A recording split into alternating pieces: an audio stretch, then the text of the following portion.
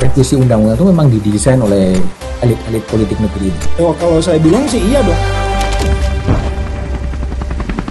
Pak Jokowi akan dihormati banyak orang kalau dia berani mengambil langkah evaluasi peradilan, reformasi, perintahkan kepada Menko Polhukam. Oke, jumpa lagi di Back to BDM. Kembali lagi saya akan ngobrol tentang suasana batin masyarakat kira-kira 60 hari ya, atau 70 hari menjelang pemilu. Memang sudah banyak maklumat dari civil society, yang kemarin juga pemuka-pemuka agama sudah menyuarakan sedikit kegelisahan ya. Saya nggak tahu betul situasi memang gelisah, situasi memang krisis gitu menjelang pemilu 2020 atau seperti apa. Hari ini saya akan berbicara dengan Menteri Agama Lukman Hakim Saifuddin yang pernah menjadi Menteri Agama di era SBY dan kemudian di era Presiden Jokowi. Ada dua presiden yang pernah menjadi bos atasan dari Mas Lukman. Mas Lukman, gimana kabar? Baik, alhamdulillah. Sehat ya? Saya bersyukur, sekaligus terhormat bisa diundang di acara Back to BDM. Ya, ini ngobrol Mas, ngobrol. Ini banyak teman-teman saya selalu undang ngobrol untuk berbagi keprihatinan. Yeah. Mas, kalau Mas Lukman lihat sebetulnya, kalau diucapkan dalam satu atau dua kata, suasana kebatinan masyarakat sekarang ini seperti apa sih Mas? Resah dan gelisah. Wah, kayak judul lagu ya. Resah dan gelisah. Ya, resah dan gelisah. Karena satu dua kata tadi Evita. Gimana resahnya itu? Iya. Jadi ya beberapa waktu yang lalu ada beberapa pertemuan-pertemuan yang diadakan di kalangan para rohaniawan, para budayawan, para akademisi juga terlibat, aktivis dan yang lain. Intinya sama, jadi ada kekhawatiran terkait dengan proses demokratisasi yang selama ini selalu kita jaga, kita pelihara, kita rawat bersama.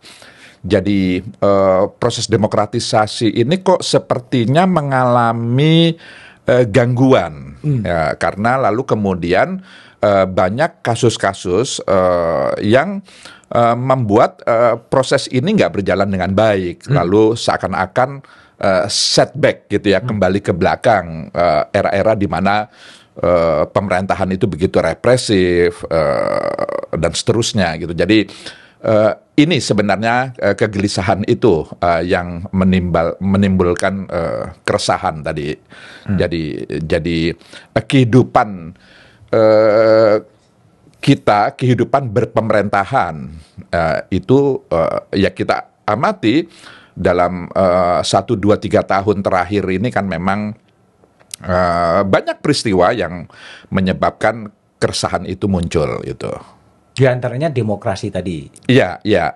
Misalnya yang paling akhir, yang paling sangat menonjol itu kan putusan Mahkamah Konstitusi gitu ya, yang lalu kemudian begitu mudahnya mengubah regulasi yang sebenarnya itu menjadi kewenangan pembentuk undang-undang, dalam hal ini DPR bersama Presiden, tapi lalu kemudian MK bisa membuat norma baru terkait dengan persyaratan capres-cawapres. Jadi misalnya itu contoh. Sebelumnya kan juga banyak rentetan peristiwa sebelumnya. Kasus KPK yang dilemahkan seperti itu, munculnya undang-undang yang juga begitu cepat, yang tidak melibatkan partisipasi publik, itu juga menjadi faktor yang menimbulkan munculnya keresahan tadi itu.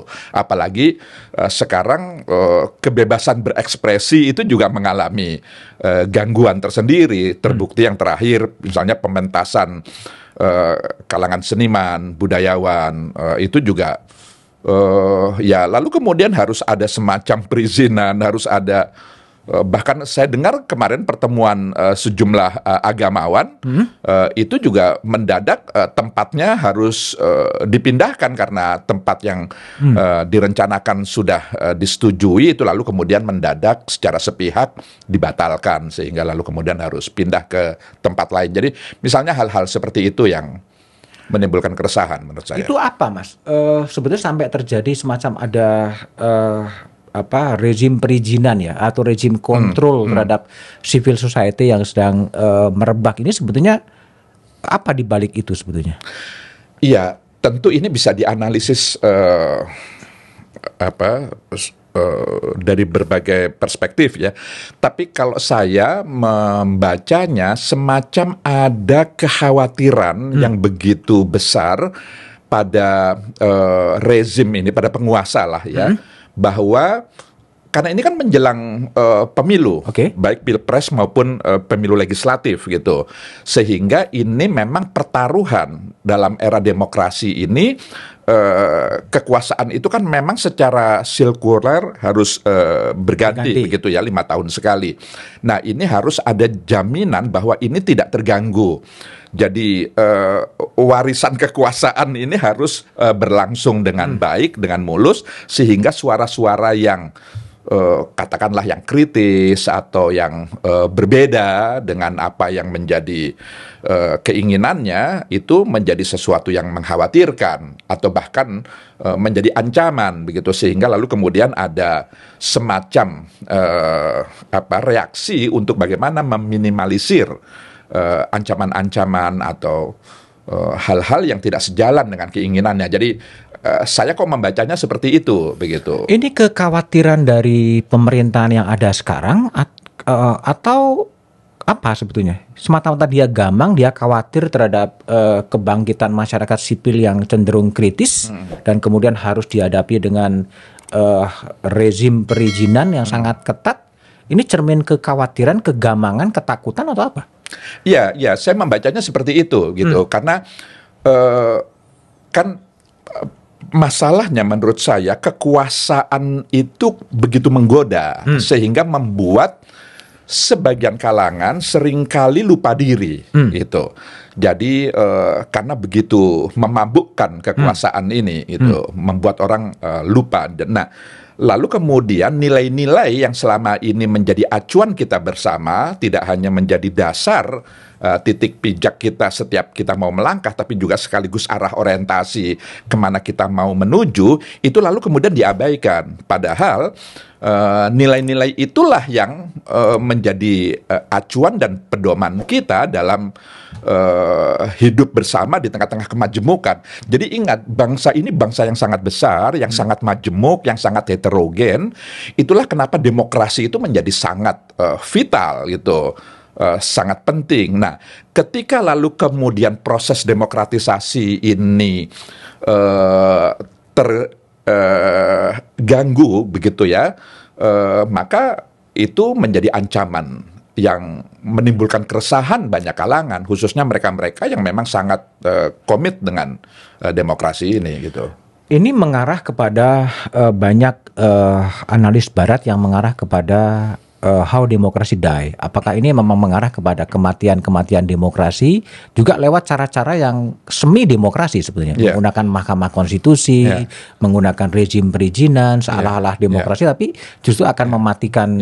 Itu yang mengkhawatirkan, itu yang meresahkan, yang membuat gelisah banyak kalangan. Tentu kita semua berharap itu tidak terjadi, karena investasi selama reformasi berlangsung ini kan cukup panjang juga, 25 tahun begitu ya. Kita tidak ingin kembali setback.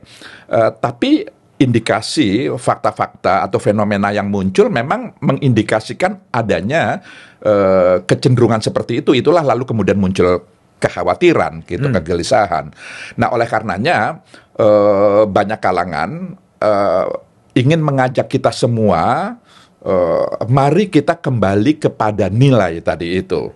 Yang dimaksud nilai itu bagaimana demokrasi itu menjadi keniscayaan karena kita bangsa yang besar, yang heterogen, yang sangat majemuk.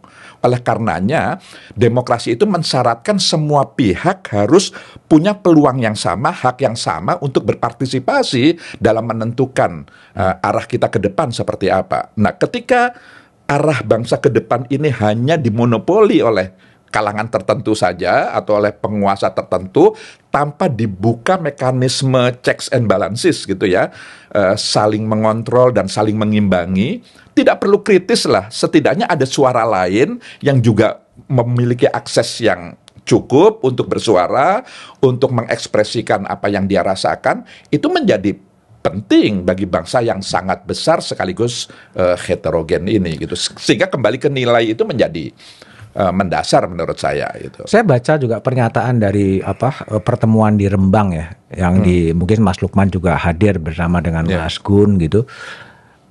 Ada kata-kata yang mengatakan bahwa situasi ini sebetulnya bisa disebut krisis, sebagai krisis lah. Bisa dielaborasi lebih jauh nggak? Judgement bahwa situasi sebenarnya agak kritikal gitu. Ya, karena ini yang menyuarakan kalangan agamawan, rohaniawan, budayawan gitu, akademisi juga. Jadi yang sangat dirasakan itu adalah nilai-nilai etika, nilai moral, azas-azas kepantasan, kepatutan. Ini yang terabaikan, bahkan ditinggalkan gitu. Jadi begitu nyata. Jadi ketika hukum, bicara tentang hukum, ya hukum semata. Padahal hukum itu kan juga ada landasannya, ada etikanya, ada moralnya. Nah ini sama sekali mengabaikan itu. Jadi itu yang membuat resah kita gitu. Jadi apalagi ketika hukum itu dipermainkan untuk kepentingan-kepentingan tertentu. Jadi itu yang. Tapi yang jadi juga pertanyaan, Mas, partai-partai politik yang seharusnya menjadi representasi dari kehendak publik juga kelihatannya diam saja ya. Iya, itu yang memang kita sayangkan. Jadi kan memang tidak bisa dipungkiri partai politik itu kan memang institusi yang orientasinya kepada kekuasaan gitu. Karena hanya dengan kekuasaan lah maka ide-ide gagasan itu bisa diimplementasikan. Tapi yang kita sayangkan lalu kemudian belakangan ini meninggalkan idealisme gitu. Jarang sekali sekarang ini kita menjumpai diskursus wacana terkait visi bangsa ke depan misalnya. Seperti apa misal program-program strategis itu kan jarang diperbincangkan oleh para partai politik. Yang kita saksikan di media massa itu ya pertemuan-pertemuan sangat pragmatis, sangat praktis, power sharing atau koalisi ini dengan siapa, pertemuan makan siang bersama begitu yang ditunjukkan ke publik. Jadi publik ini bertanya-tanya. Jadi sebenarnya diskursus wacana tentang kebangsaan kita, tentang kehidupan bersama, ini yang sekarang ini kita rasakan kosong. Jadi tidak ada yang mengisi ini. Jadi misalnya bagaimana kita menentukan atau membayangkan bangsa sebesar ini menghadapi era digitalisasi yang sudah semakin tidak terelakkan sekarang ini. Kaitannya dengan nilai tadi itu. Misalnya pendidikan, bagaimana nilai-nilai Pancasila di tengah globalisasi yang luar biasa ini, itu lalu kemudian tetap menjadi jati diri bangsa yang selain heterogen, selain beragam, tapi juga beragama, tapi juga memegangi nilai-nilai agama. Itu seperti apa ke depannya? Jadi proses internalisasi nilai-nilai Pancasila pada diri setiap warga bangsa, itu kan tidak ada pembicaraan yang disampaikan oleh partai politik. Kita nggak pernah dengar lagi belakangan ini gitu. Seperti apa sih mempertahankan NKRI, wawasan kebangsaan, bagaimana kebinekaan ini tetap bisa dirawat dengan baik gitu. Bagaimana praktek-praktek mayoritarianisme itu bisa kita hilangkan, karena itu gejala sosial yang terjadi di mana saja. Mayoritas tidak hanya dari perspektif penganut agama, tapi juga dalam konteks status sosial ekonomi atau etnis misalnya. Karena etnis kita kan juga beragam-beragam, dan lalu kemudian dalam konteks sosial itu ada mayoritas, ada minoritas. Itu jadi poin saya adalah bagaimana menjaga keutuhan bangsa ini. Itu yang mestinya ke depan ini seperti apa? Di era generasi muda kita, Gen Z, itu sebenarnya mengalami keterputusan dengan nilai-nilai itu. Karena pendidikannya juga mereka tidak dapatkan dalam sekolah-sekolah formal. apalagi teladan dari para pendahulunya, sehingga lalu kemudian bagaimana nih Gen Z ini memiliki nilai-nilai yang sama sebagaimana yang dimiliki oleh para pendahulu kita, leluhur kita. Ini loh, nah misalnya diskursus tentang ini menurut saya itu perlu digalakkan kan, karena partai politik itu kan nanti dia akan memegang kekuasaan, dan dengan kekuasaan itu dia akan men-set up bagaimana bangsa ini ke depan gitu. Kalau dijawab dengan joget gemoy itu, ya itu juga bagian keresahan tersendiri gitu. Jadi yang alih-alih mau mengharapkan hal-hal yang substantif, yang esensial terkait bangsa ini ke depan, yang disuguhkan justru hal-hal yang sangat artifisial seperti itu gitu. Tapi betul, Gen Z senang jogetan, senang santuy gitu ya. Tapi kan tapi kan nggak hanya itu gitu kan. Jadi ini yang muncul ada keresahan begini. Dulu pemimpin-pemimpin kita itu mengajak generasi muda untuk berpikir seperti mereka. ya, Visi, misi, nilai-nilai ideologi itu disampaikan oleh pemimpin kepada generasi muda, sehingga generasi muda itu punya pikiran-pikiran yang visioner gitu. Sekarang justru sebaliknya, justru sebagian elit kita itu ikut-ikutan Gen Z gitu, Gen Z. dalam hal-hal yang memang sebenarnya jadi negara ini mau dibawa kemana gitu. Jadi itu yang ada keterbalikan seperti itu. ada keterbalikan sejarah ya. Iya. Kalau logik itu diteruskan akan jadi seperti apa, Mas? Ya itulah lalu kemudian ya kita juga bertanya-tanya ini lalu ke depannya akan seperti apa kalau seperti itu. Nah oleh karenanya ya tidak bisa tidak setiap kita masyarakat sipil ya harus kembali menyuarakan pentingnya nilai-nilai ini ditegakkan gitu. Jadi yang saya maksud nilai-nilai itu misalnya keadilan, tentang etika tadi, moral, azas kepatutan, kepantasan. Jadi kan bagaimana kita bisa menjelaskan ke anak-anak muda, ada anak muda yang hanya baru 2 hari berada di sebuah partai politik tiba-tiba menjadi ketua umum gitu. Kalau ditanya itu bagaimana, susah dan sulit kita menjelaskan itu gitu. Kok bisa begitu instan? Itu kan lalu kan memberikan contoh, kalau begitu instan saja, nanti proses itu abaikan. Padahal proses itu penting sekali untuk ditanamkan ke anak-anak muda kita gitu. Tapi jangan-jangan kita yang generasi baby boomer ini yang mungkin agak old school gitu. Memang harus ada kaderisasi, harus ada proses. Jangan ada sebuah political disruption. 2 hari jadi anggota partai bisa jadi ketum gitu.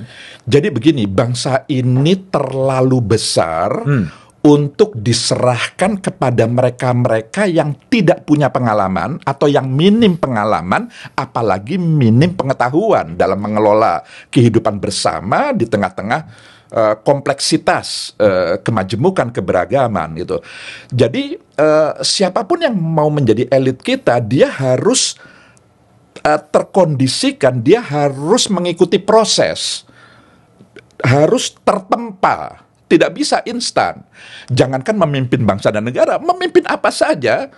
Kita mau memimpin klub olahraga atau klub kesenian, paguyuban, semua butuh proses gitu, apalagi bangsa sebesar kita. Jadi budaya instan sesuatu yang harus dihindari menurut saya.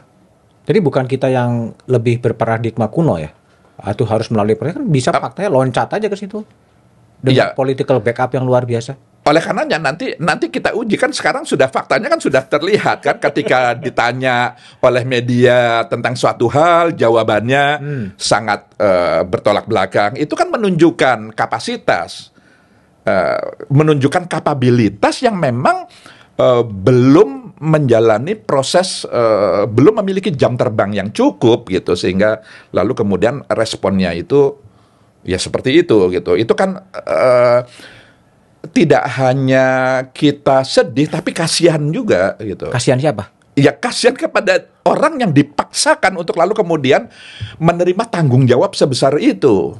di luar kapasitas sebenarnya yang dimiliki gitu. Jadi, nah ini kan tidak hanya kepada yang bersangkutan, ini kan contoh yang sangat tidak baik bagi generasi yang jumlahnya puluhan juta, karena dia akan menyontoh, oh ternyata jalan pintas itu ternyata bisa kalau kita punya privilege tertentu, punya keistimewaan atau kekhususan tertentu, sehingga buat apa proses itu?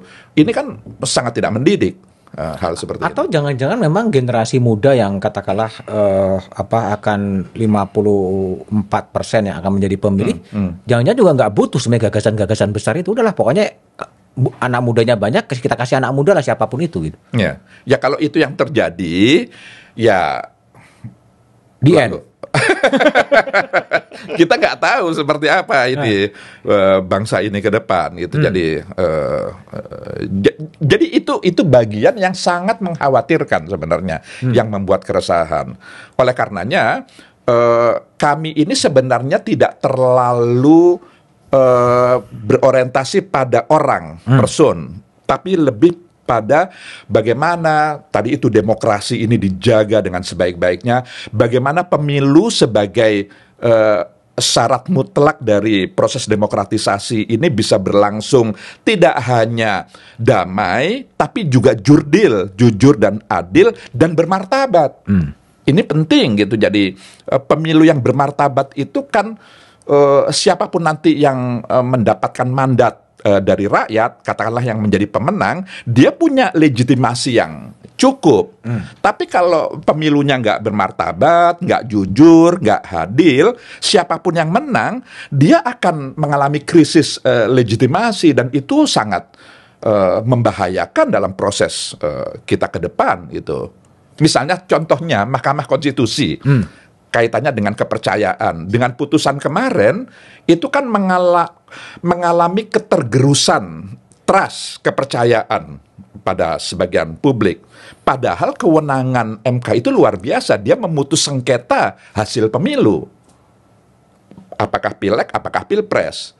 Nah, kalau yang punya kewenangan memutus sengketa hasil pemilu itu tidak lagi dipercaya oleh publik, maka apapun putusannya bisa menjadi problematik. Nah, ini yang menimbulkan keresahan itu.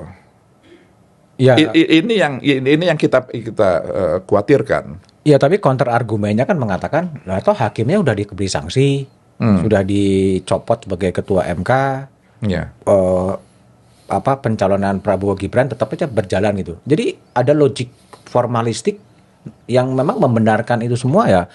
Nothing to do dengan etik dan lain sebagainya, udah itu sesuatu yang memang betul-betul terpisah sekarang ini. Enggak, tapi putusan MK itu kan MK maksud saya, Majelis Kehormatan Mahkamah Konstitusi itu kan jelas bahwa putusan itu problematik.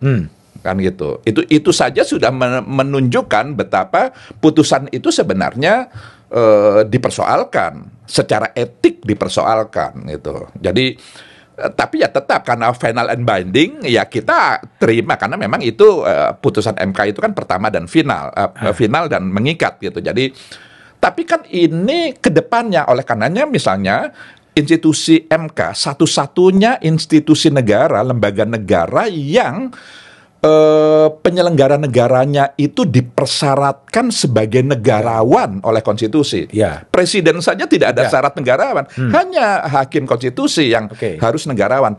Ini yang harus mengembalikan kepercayaan publik yang sudah tergerus ini. Jadi misalnya sengketa hasil pemilu menurut saya itu pertaruhan luar biasa bagi MK kita. Mampukah dia mengembalikan kepercayaan publik dengan putusan-putusannya yang tidak hanya transparan, tapi juga dirasakan keadilannya, atau justru malah sebaliknya gitu. Tapi gini Mas, memang MK hakimnya adalah negarawan ditambah yang menguasai konstitusi. Betul. Ya, artinya kan memang statusnya kan begitu tinggi dibandingkan dengan pejabat-pejabat, even presiden kan nggak ada yang harus menjadikan negarawan gitu. Tapi de facto real politiknya seorang negarawan yang menguasai konstitusi yang telah divonis sebagai melanggar etik berat, ya dia tetap aja bertahan di situ. Nggak ada kultur untuk malu, untuk mundur saja. Ya nggak, dia mengatakan bahwa ini dia merasa dizolimi, dia merasa difitnah, dan lain sebagainya, dan dia tetap bertahan di lembaga yang dikonstruksikan oleh konstitusi sebagai Satjipto Raharjo pernah menyebut idugni, ludah api. Begitu berucap semuanya harus tunduk. Tapi ada orang yang melanggar etik ya bertahan aja. Ya itu yang kita sedihkan. Seorang hakim konstitusi kok bisa begitu gitu. Kok tidak punya standar kepantasan dan kepatutan. Nggak usah bicara hukum dulu deh. Kepantasan, kepatusan kok dia nggak punya. Jadi saya menulis, kita ini kuasa yang kehilangan rasa. Kuasa yang kehilangan Jadi rasa. sebagian penguasa kita pemegang kekuasaan tapi tidak memiliki roso. Orang Jawa bilang roso gitu ya. Kepekaan, sensitivitas. Jadi ini pantas atau tidak ya, ini patut atau tidak. Sebelum bicara tentang hukum yang hitam putih, yang formal, tapi kan itu kan semestinya ada gitu. Nah ini yang hilang gitu. Tapi sekarang bukan lagi merasa pantas atau merasa pas atau merasa sopan, tapi benar atau tidak secara hukum. Secara hukum. Nah oleh karenanya begini, kalau menurut saya kan dulu ketika kita bikin undang-undang MK itu majelis kehormatan itu sifatnya permanen. Tapi kan lalu kemudian mendadak dirubah, direvisi menjadi ad hoc. Nah ini menurut saya harus dikembalikan, harus permanen, sehingga lalu kemudian betul bagaimanapun negarawannya, hakim konstitusi itu kan juga manusia biasa yang tidak luput dari potensi melakukan kesalahan. Maka majelis kehormatan yang permanen itu bisa mengawal. Jadi dia tidak harus menunggu laporan dari publik atas pelanggaran etik misalnya, tapi secara proaktif lembaga permanen itu bisa langsung ya memantau, mengawal begitu. Jadi dengan kewenangannya yang cukup untuk itu gitu. Mas, kalau Mas Lukman sebagai mantan pejabat dan pernah di MPR, yang dihadapi oleh mantan Ketua MK Anwar Usman yang sudah divonis melanggar etik berat dan bertahan, itu jalan keluarnya gimana? Agar tidak menjadi beban bagi Mahkamah Konstitusi itu. Punya nggak ide ini solusinya mau gimana? Kita akan bertahan ya terus akan menjadi beban bagi lembaga ini. Ya. Idealnya memang yang bersangkutan tadi itu. Mundur. Idealnya. Karena kan itu sudah. Tapi kalau yang bersangkutan tetap tidak mau ngotot, tetap ya harus dibikinkan mekanisme kontrolnya. Itu yang saya katakan tadi itu. Majelis kehormatan yang permanen itu. Jadi MK memang sudah, ya itu batas maksimal yang bisa MK putuskan. Misalnya dia ditanggalkan dari hakim ketua MK menjadi hakim biasa. Lalu kemudian tidak boleh terlibat ikut memutus, memeriksa, mengadili perkara-perkara hasil pemilu dan tertentu. Itu sudah. Tapi kan publik tidak cukup dengan hal itu, karena mestinya yang bersangkutan itu mundur. Nah kalau memang tidak mau mundur, ya harus dibikin mekanisme. Seperti apa? Ya regulasi pada akhirnya. Mungkin jadi, Mas, kalau kemudian Mahkamah Agung sebagai lembaga yang memang mengusulkan Anwar Usman sebagai hakim konstitusi dan kemudian dinyatakan melanggar etik berat, Mahkamah Agung aja yang menarik Anwar Usman dan diganti dengan hakim lain. Banyak kalangan yang mengusulkan seperti itu, tapi saya termasuk yang tidak setuju. Karena itu akan mengganggu kemandirian hakim konstitusi. Itu nanti bisa menjadi presiden ketika hakim konstitusi yang diusulkan oleh DPR nggak sesuai dan sudah terjadi. Itu presiden yang buruk sama sekali gitu. Jadi ketika kebetulan saya terlibat dalam proses perubahan undang-undang dasar, kenapa 3 diusulkan oleh DPR, 3 oleh Presiden, 3 oleh MA, karena ketiga cabang kekuasaan inilah kan, legislatif, yudikatif, dan eksekutif. Tapi itu hanya sebatas mengantarkan saja, bukan mewakili institusi yang mengusulkan. Itu hanya proses rekrutmennya saja, karena 3 ini adalah 3 cabang pemegang kekuasaan gitu. Tapi setelah hakim itu menjadi hakim konstitusi, dia tidak lagi terikat, sama sekali tidak punya beban balas budi atau apa. Tidak boleh, karena harus betul-betul mandiri dia gitu. Jadi kalau tadi usulan tadi itu MA yang menarik, itu bisa akan dicontoh oleh presiden, akan dicontoh oleh DPR, dan itu justru akan merusak MK itu sendiri gitu. Ya meskipun presidennya sudah ada ya, artinya kan DPR pun kemudian melakukan political recalling terhadap hakim konstitusi. Mestinya itu tidak terjadi, karena itu mengganggu kemandirian hakim konstitusi. Nah, makanya yang jadi persoalan adalah gimana sih elit-elit politik, apakah itu di DPR, apakah itu di MK sendiri gitu, ada sebuah tindakan-tindakan yang against konstitusi, against hukum, ya biasa-biasa saja, jalan aja. Guntur Hamzah kemudian dilantik, ditunjuk begitu aja oleh DPR tanpa lewat prosedur, ya sah-sah saja gitu loh. Sehingga ada sebuah situasi yang nggak karu-karuan gitu, yang sedang terjadi sekarang ini. Jadi saya teringat ketika melakukan studi banding ketika perubahan konstitusi Undang-Undang Dasar. Kita kan melakukan studi banding untuk bagaimana sih bangsa-bangsa negara yang lebih dulu punya pengalaman menata kehidupan kenegaraan itu membuat konstitusinya. Dan kita selalu bertanya, dan pertanyaan kita itu selalu mengagetkan mereka, tuan rumah. Mengapa? Karena pertanyaan-pertanyaan kita itu selalu dilandasi dengan kecurigaan bahwa penyelenggara negara ini akan abuse of power. Itu sesuatu yang tidak mereka bayangkan, karena para penyelenggara negara pada negara-negara yang sudah lebih dulu berprasangka positif. Iya, selalu positif, karena tadi itu etika moral itu tidak tertinggal. Jadi kalau dia merasa ini ya mundur gitu. Kalau misalnya nggak perform dengan baik ya mundur, itu biasa di sana. Kalau di kita kan hukum itu diakali sedemikian rupa sehingga kekuasaan itu nggak boleh lepas. Bahkan kalau perlu kekuasaan itu diwariskan, tidak hanya untuk dirinya sendiri, tapi kekuasaan itu diwariskan. Coba bayangkan. Ini kan seperti, ya itulah karakter dari dinasti kan gitu. Jadi, nah oleh karenanya ya memang ya ini tantangan bangsa kita gitu. Jadi para penyelenggara negara kembali kepada nilai-nilai tadi itu gitu. Tidak hanya hukum semata maksudnya. Iya, semuanya ya. Mas sebagai ikut yang mendesain dan membahas amandemen konstitusi 1 sampai dengan 4. Itu kan Mas Lukman terlibatnya di situ gitu. Situasi kondisi yang seperti sekarang terbayang nggak sih? Tidak terbayang. Tidak. Contohnya misalnya pemilihan langsung. Pilpres itu kan melalui perubahan Undang-Undang Dasar. Dulu itu sepenuhnya kita hanya berdasar pada bagaimana kedaulatan rakyat yang selama ini diwakilkan oleh MPR, tapi lalu kemudian disalahgunakan oleh MPR dalam tanda kutip ya, sehingga rezim itu sampai 30 tahun lebih tidak pernah berganti. Nah, kita ingin mengembalikan kedaulatan yang di tangan rakyat itu kembali sepenuhnya dilakukan oleh rakyat. Itulah pemilihan langsung.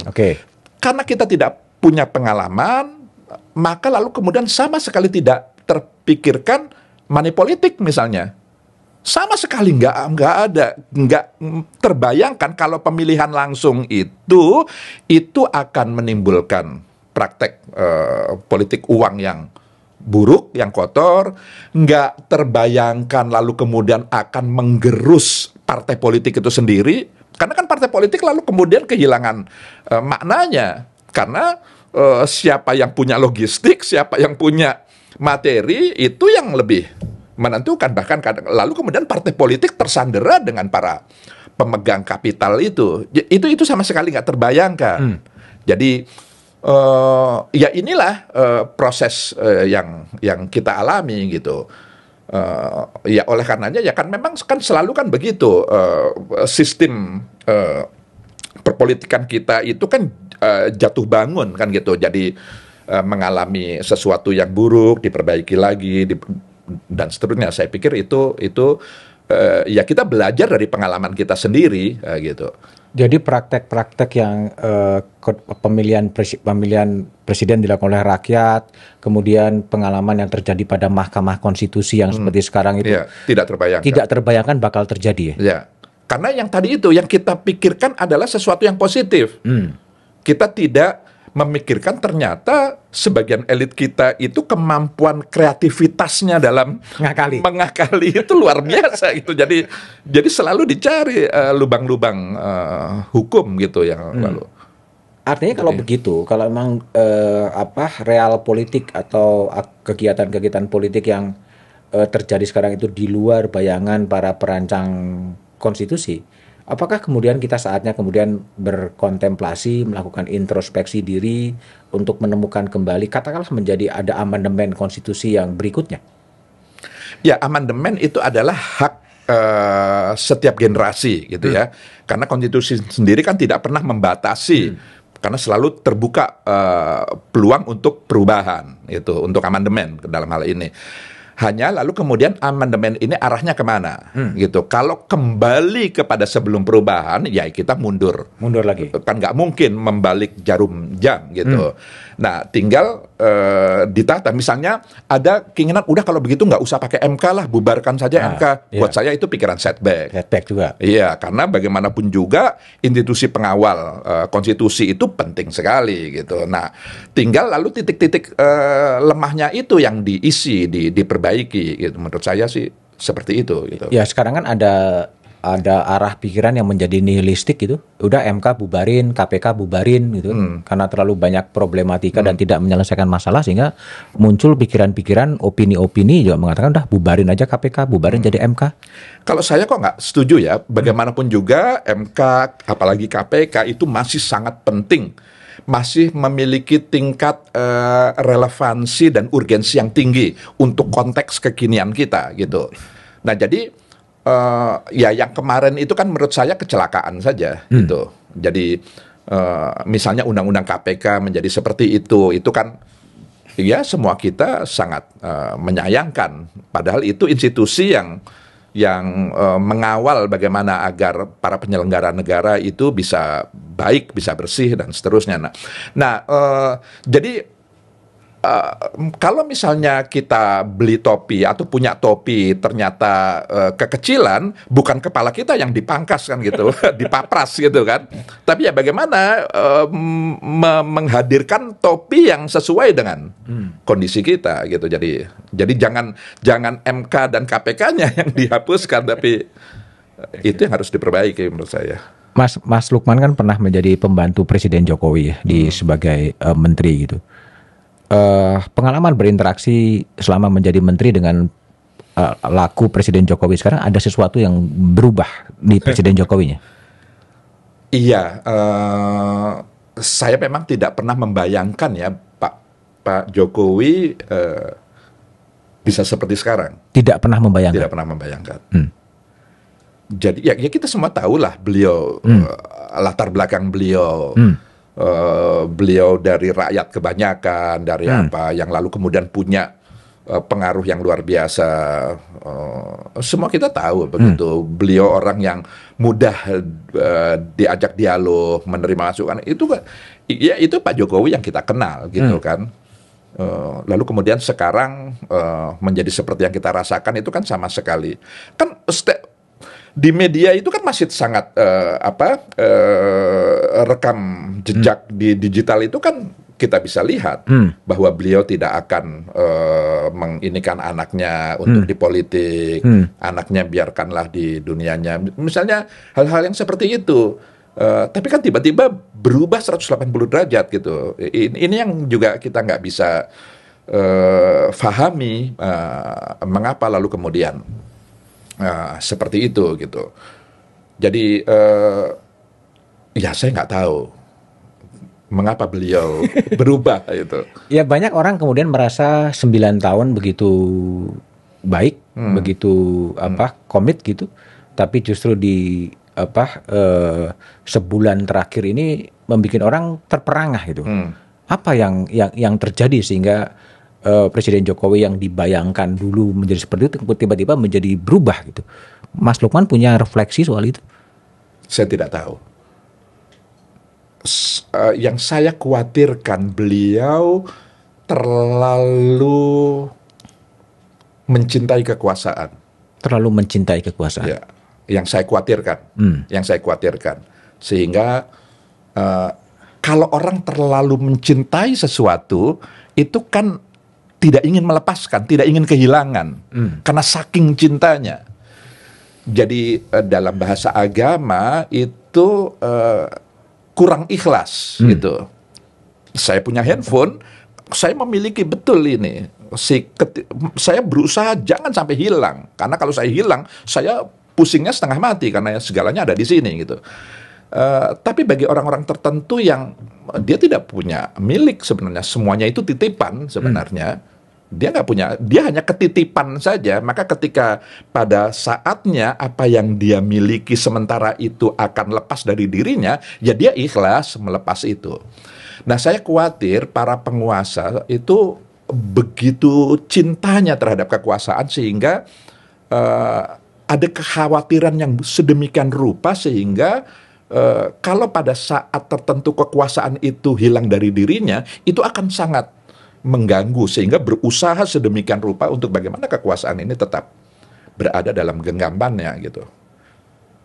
Mudah-mudahan saya salah analisis ini, dan saya masih, kalau saya ditanya, saya masih tetap berharap Pak Jokowi kembali kepada awalnya, bahwa beliau kan komitmennya sangat tinggi untuk bagaimana berorientasi kepada rakyat, kepada demokrasi, kepada kehidupan bersama di tengah-tengah kemajemukan. Saya masih berharap itu. Saya masih sangat berharap. Apakah memang kemudian kita semua merasa kurang pas membaca Presiden Jokowi 9 tahun merasa bagus, dan kemudian saat-saat akhir yang mungkin karena terlalu cintanya pada kekuasaan sehingga terjadi begitu, atau memang ya Presiden Jokowi dari dulu juga memang begitu gitu sebenarnya? Ya, itu pertanyaan yang selalu muncul dalam omong-omong di antara kita. Saya tidak tahu, tapi banyak orang merasakan seperti yang saya rasakan. Jadi kok perubahannya itu baru akhir-akhir ini saja gitu. Karena tahun-tahun sebelumnya lebih banyak dan lebih panjang tidak seperti ini, gitu. Tidak seperti ini. Dan itu dirasakan oleh banyak kalangan. Kalau hanya 1-2 orang atau hanya saya sendiri, boleh jadi saya salah. Tapi kalau yang saya rasakan, saya coba tanyakan, saya mengkonfirmasi banyak kalangan, kok ternyata banyak nih yang merasakan hal yang sama. Ya, bagaimana menyimpulkannya gitu? Apakah penyebab utamanya lebih karena beliau merasa unsafe kalau turun gitu? Itu yang saya khawatirkan tadi itu gitu. Terlalu cintanya, begitu khawatirnya kalau kekuasaan itu lepas. Oleh karenanya ya tadi itu ya kita ini kan orang beragama ya, kita harus tetap mendoakan beliau husnul khotimah, berakhir dengan baik gitu. Berakhir dengan baik, itu yang harus kita doakan menurut saya. Iya, awalnya kan sebetulnya kan kalau kita lihat peta-peta politik yang terakhir, seperti ada arah Pak Jokowi mencoba menjodohkan Pak Prabowo dengan Erick Thohir kan, itu akan muncul gitu. Sampai beliau juga mengatakan ojo ke susu, milih pemimpin yang tegas gitu kan. Tapi di saat-saat akhir juga Pak Erick kemudian tersingkir dan dia merestui putranya menjadi cawapresnya Prabowo gitu.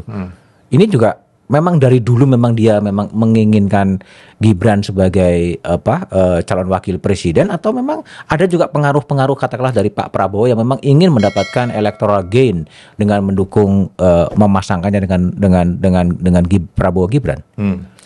Kalau membaca statement pernyataan beliau, bahwa beliau ketika ditanyakan oleh media apakah Gibran akan, enggak, dia baru 2 tahun memimpin Solo, masih muda, masih belum pantas. Itu kan eksplisit beliau nyatakan.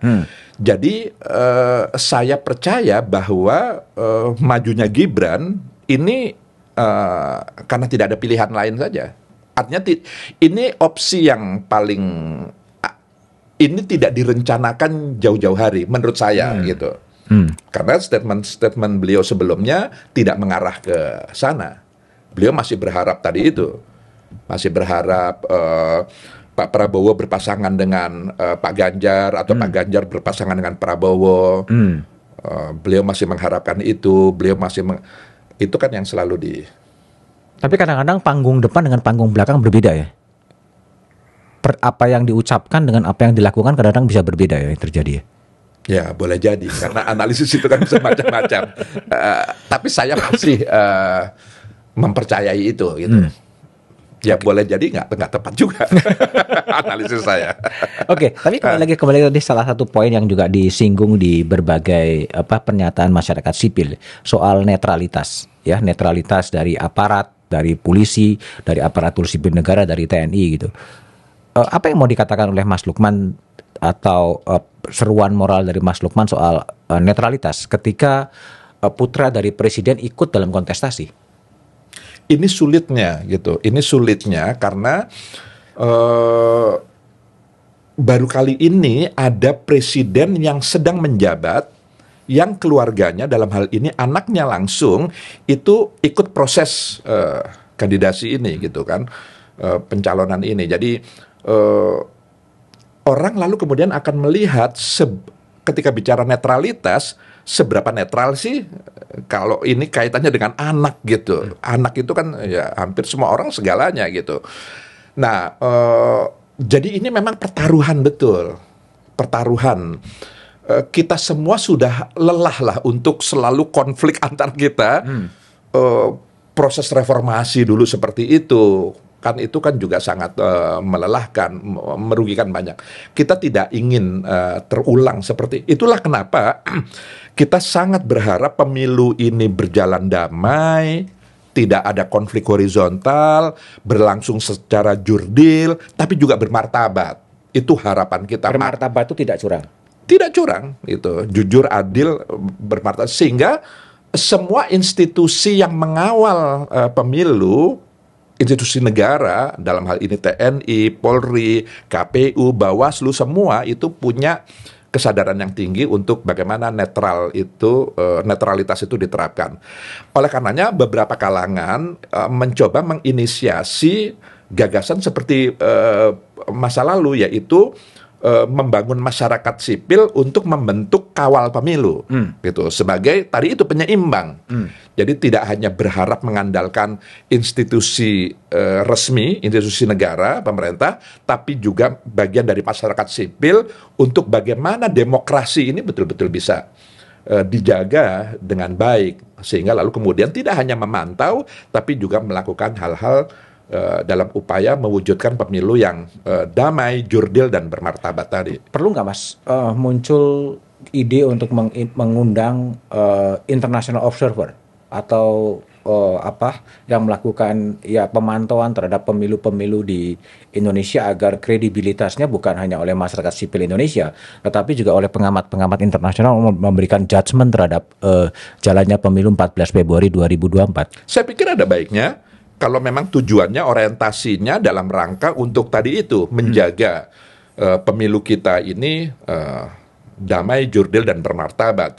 Itu kan juga karena pemilu ini kan juga pertaruhan bagi kita semua gitu dalam kehidupan bersama, bahwa karena siapapun yang terpilih nanti jangan dia memiliki beban legitimasi, itu masalahnya. Ketika pemilu ini buruk, siapapun yang terpilih dia akan menggendong atau memikul beban yang luar biasa beratnya. Karena proses legitimasi itu kalau tidak ada, apapun yang menjadi kebijakannya akan selalu dipertanyakan gitu. Dan itu menjadi nggak sehat bagi kita semua.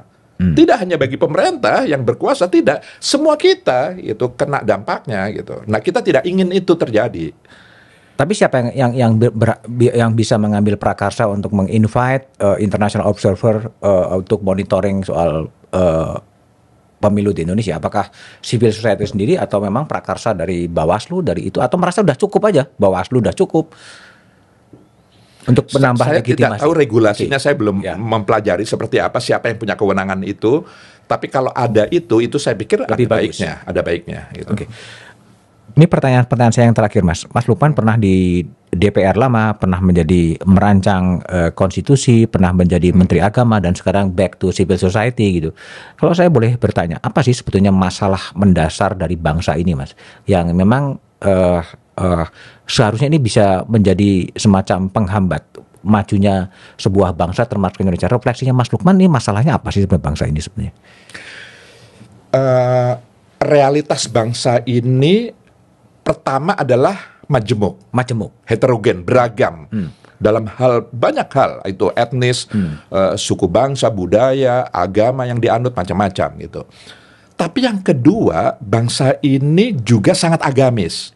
Memegangi nilai-nilai agama di hampir semua aspek kehidupannya. Jadi agama menjadi sesuatu yang tidak bisa dipisahkan dari aktivitas bangsa ini. Gitu. Jadi bangsa yang sangat beragam, tapi juga sekaligus beragama. Gitu. Nah, maka tantangannya adalah bagaimana bangsa ini memahami nilai-nilai substantif dari ajaran agama itu sendiri. Karena kan ajaran agama ada yang universal, ada yang partikular. Ada yang inti, ada yang pokok ajarannya, yang universal, tapi juga ada yang partikular, yang cabang. Nah, kalau bangsa ini yang agamis itu hanya melihat ajaran-ajaran agamanya yang cabang saja, bahwa agama itu hanya dimaknai sebagai institusi legal formal, pendekatannya benar salah, kafir atau tidak kafir, sesat atau tidak sesat, kita akan terbelah karena realitas kita ini beragam. Tapi mari bangsa yang beragam ini lebih melihat agama pada ajaran-ajarannya yang universal tadi itu. Kemanusiaan, keadilan, persamaan di depan hukum, dan seterusnya gitu. Yang semuanya itu pasti akan merekatkan kita yang beragam-ragam. Jadi nilai-nilai agama harus dijadikan faktor perekat, bukan yang justru malah memisah. Jadi itu sebenarnya tantangan kita, karena kita punya dua jati diri yang melekat pada diri kita itu. Kalau kelemahannya apa dalam kehidupan kita berbangsa sebetulnya? Maksudnya? Kelemahan bangsa ini, kalau katakanlah selalu dibandingkan adalah Korea yang begitu cepat, begitu maju. Saat proklamasinya pun nggak terlalu jauh. Korea bisa begitu pecat maju, Indonesia masih ya begini-begini saja compare to Korea. Sebetulnya kalau refleksinya Mas Lukman di mana sebetulnya kelemahan dari bangsa ini? Kalau Mohtar Lubis kan mengatakan bahwa ciri manusia Indonesia adalah munafik, ya kan, percaya tahyul, gitu kan. Itu kalau refleksinya Mas Lukman seperti apa ya? Iya, ini kan sebab akibat kan. Bangsa yang bisa cepat berubah ke arah yang lebih baik itu memang ditentukan oleh pemimpinnya.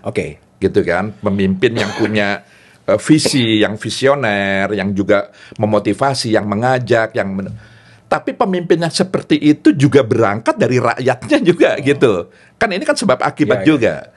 Ya, jadi menurut saya dua-duanya harus saling belajar gitu. Rakyat harus dididik untuk memilih pemimpinnya yang memang betul-betul punya pengalaman, punya rekam jejak yang jelas, punya pengetahuan yang cukup untuk mengelola bangsa yang besar ini. Pemimpinnya juga harus memposisikan diri sebagai dia primus inter pares, dia lebih tinggi di antara semua masyarakatnya, tapi dia karena dia pemimpin ya dia harus lebih berkualitas dalam banyak hal. Jadi itu sebenarnya tantangan menurut saya. Kalau Mas Lukman kembali lagi juga udah cukup punya pengalaman, punya bayangan nggak sih negara lain yang menjadi dream atau menjadi negara ideal versi dari Mas Lukman Hakim? Punya nggak bayangan negara mana kira-kira yang punya? Begini, masing-masing negara, masing-masing bangsa punya konteksnya masing-masing. Jadi kalau kita mau menyontoh gitu ya, tentu tidak bisa semuanya, hanya bagian-bagian tertentu saja. Misalnya dalam hal demokrasinya, dalam hal pertumbuhan ekonominya, dalam tingkat kesejahteraannya, pendidikannya, kesehatannya, jadi begitu. Jadi sulit ada yang semuanya komplit pada bangsa. Jadi tergantung kita mau melihat apa. Kalau kita misalnya mau melihat proses demokrasi gitu, menurut saya kita kok ini bukan jumawa ya. Indonesia termasuk yang cukup baik dalam proses demokrasi tatanannya, meskipun tentu banyak kekurangan. Tapi bangsa lain tidak lebih baik tuh menurut saya. Tapi dalam hal pertumbuhan ekonomi, misalnya penataan kesehatan, kita harus mencontoh negara-negara. Misalnya dalam hal kesejahteraan, negara-negara Skandinavia bisa menjadi model gitu untuk bisa kita lihat penerapannya. Meskipun tentu konteksnya juga berbeda, karena kita itu sangat besar, sangat luas. Negara-negara Skandinavia itu kan kecil-kecil saja jumlah. Jadi memang harus komparasinya itu harus sesuai gitu, nggak bisa. Kalau pemimpin, sosok pemimpin baik di dalam maupun di luar negeri yang selama ini menjadi katakanlah idola dari Mas Lukman Hakim Saifuddin dan mungkin juga mempengaruhi cara berpikir dari Mas Lukman, ada nggak sebenarnya? Iya, di era sekarang itu relatif sudah ini ya, tidak seperti era-era dulu. Ada pemimpin yang zaman-zamannya Bung Karno. Zaman itu kan pemimpin yang memang betul-betul sekarang itu kan relatif kehebatannya itu sudah merata begitu, karena mungkin juga karena sistem ketatanegaraannya, misalnya kan separation of power, jadi kekuasaan itu dipisah-pisahkan, tidak terkumpul di satu figur gitu. Karena lembaga-lembaga pemegang kekuasaan itu kan juga, kekuasaan itu terdistribusikan di banyak, sehingga lalu kemudian sulit mendapati tokoh yang lalu kemudian begitu menonjol. Jadi ya itu juga mungkin pengaruhnya sih. Beda dengan dulu. Dulu ya namanya presiden itu kan pusat dari semua kekuasaan gitu. Jadi akan kelihatan mana tokoh yang memang betul-betul menonjol, mana yang tidak gitu. Oke. Kalau impian Mas Lukman soal Indonesia masa depan atau ketika bangsa ini berusia 100 tahun di 17 Agustus 2045, artinya itu tinggal sekitar 23 tahun ke depan. Impian Mas Lukman Indonesia 100 tahun itu akan jadi seperti apa ya? Ya, pertama bangsa yang tetap bisa menjaga keberagamannya. Oke. Karena ini realitas kita dan sulit untuk diubah. Karena ini juga sekaligus kekayaan kita gitu. Saya lebih banyak melihat sisi positif daripada negatif. Memang ada ancaman hal-hal yang negatif dari kemajemukan, tapi saya kok lebih melihat ini banyak positifnya. Yang kedua ya tadi itu keberagamaannya. Karena inilah yang sebenarnya menjadi spiritualitas dari bangsa ini. Jadi ketahanan kita, keguyuban kita, kerukunan antar kita di tengah-tengah perbedaan yang sangat tajam, sangat keras, sangat besar, itu juga karena sebab nilai-nilai agama yang merekatkan itu, tidak hanya sekedar merajut atau merangkai, tapi juga menguatkan. Jadi dua hal itu yang menurut saya harus tetap ada pada diri kita, bahkan harus semakin diperkuat. Jadi perbedaan itu jangan lalu kemudian disikapi sedemikian rupa sehingga justru malah menimbulkan friksi, segregasi, membuat keterpisahan di antara kita yang memang hakikatnya sudah beragam gitu. Justru harus jadi, pemimpin yang punya visi seperti ini menurut saya penting gitu, karena realitas kita seperti itu. Yang kedua ya tadi itu pemahaman tentang nilai-nilai agama yang substantif. Bukan berarti yang formal legalistik, yang itu tidak penting begitu ya, yang agama dipersepsi sebagai sebuah institusi, sebagai lembaga, sehingga pendekatannya selalu formal. Itu juga penting karena agama memang perlu simbol, agama juga perlu, tapi jangan hanya di situ gitu. Lebih pada ajaran-ajarannya yang universal, itu yang harus lebih dikedepankan gitu. Keberagaman dan keberagamaan itu yang harus dijaga Indonesia betul, di 100 tahun. Dikembangkan. Mas Lukman optimis? Saya optimis. Di 2040. Saya sangat optimis karena kita bersyukur sekali kita punya tokoh-tokoh agama yang sangat moderat, punya organisasi keagamaan yang juga sangat moderat, punya institusi-institusi keagamaan, lembaga-lembaga pendidikan keagamaan yang itu modal sosial yang luar biasa. Menurut saya itu yang membuat kita optimis. Meskipun tentu kita nggak boleh menutup mata, ada ancaman juga di era globalisasi, di era digital, tetap saja faham-faham yang bertolak belakang dengan itu tetap ada gitu. Oke, Mas Lukman. Oke. Terima kasih. Jadi teman-teman, itulah obrolan saya dengan Menteri Agama di era akhir dari Presiden Yudhoyono dan Presiden Jokowi tentang situasi kebangsaan sekarang ini dan juga impian-impian Lukman Hakim Saifuddin soal Indonesia ketika bangsa ini berusia 100 tahun. Silakan Anda memberikan komentar, memberikan like atau komentar jika ada sesuatu yang sependapat atau tidak sependapat, dan silakan juga menyarankan siapa yang Anda ingin dengar dalam kanal Back to BDM di edisi berikutnya. Thank you. Revisi undang-undang itu memang didesain oleh elit-elit politik negeri ini. Kalau saya bilang sih iya dong. Jokowi akan dihormati banyak orang kalau dia berani mengambil langkah evaluasi peradilan, reformasi perintahkan kepada Menko Polhukam.